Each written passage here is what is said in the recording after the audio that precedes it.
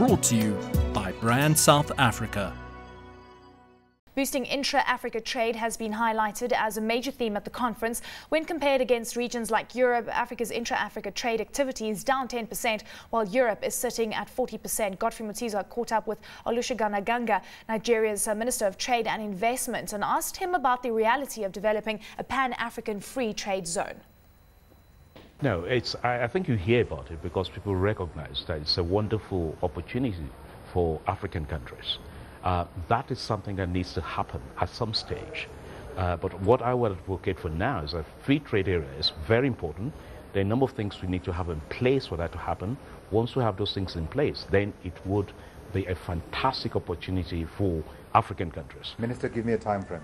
Time frame. Before I give you a time frame, before we achieve that, it's important that we address the sub-national, so put it as the regional trade. Right. So we're talking, let's look at ECOWAS. Make sure that the trade between the ECOWAS countries, the trade is going extremely well. Look at the East African countries, look at the South African countries, look at the North African countries. Once you've done that in those 4 clusters, then it becomes a lot easier for you to have a whole Pan-African free trade area. From your discussions with your counterparts, is the political will there to make this happen? I think that there's the political will, but the most important thing is that the economic importance is so critical for Africa. Because we have the resources, we have the people, we have to create jobs. When you look at trade, trade is about getting your share of the global wealth. Trade is about getting your share of the African wealth.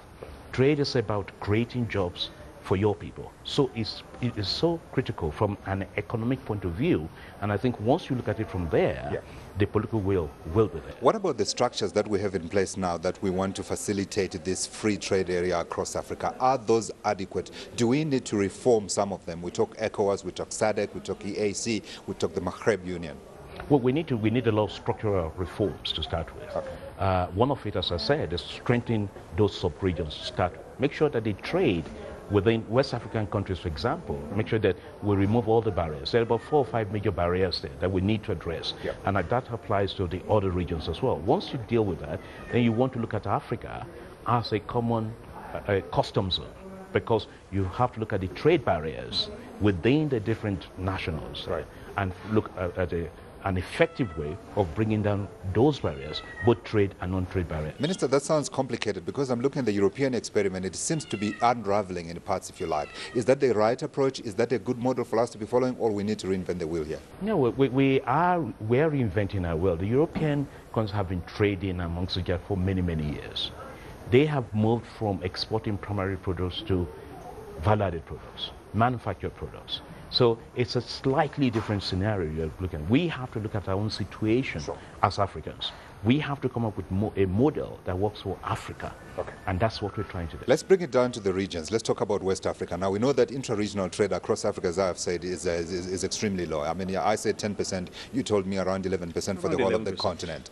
When you look at Southern Africa, we look around 15%. What about for ECOWAS? That region also remains very undeveloped in that respect, if you look at the role of Nigeria and the kind of trades that it has with its neighbors. Okay, the problem with West Africa and other regions also is that the trade within African countries is actually, most of that is informal.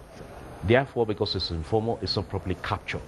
So if I tell you 10%, I'll be understated. Where are we now? Because I would say if you look at the formal, if it's well done, look at the formal, it's roughly about 10-15%. But I would say that when you look at the informal, when it's properly done, when you look at the transnational borders, when they're all in place and you're capturing the trade between the different countries, it will exceed at least 20-30%. Where do you want it to be? There's a wonderful, you can look at that, when you look at ECOWAS, it's a community of about 300 million people. It's a huge market on its own. There's no reason why we shouldn't be at least 40-50%.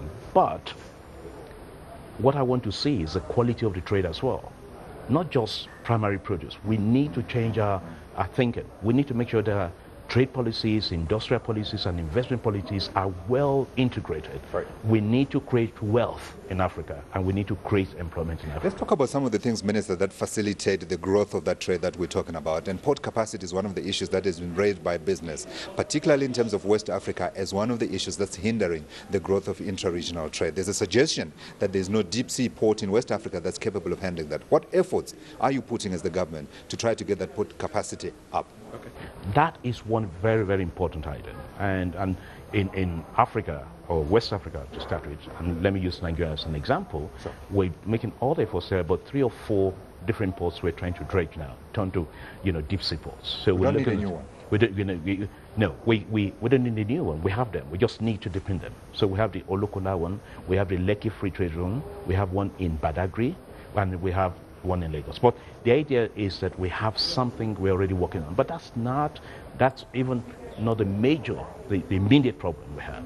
The immediate problem we have is the issue of logistics in terms of infrastructure, and which we're addressing now. So, for example, you're talking money now. We're talking money, and we're talking about capacity. So we do not have a cargo dedicated to that region.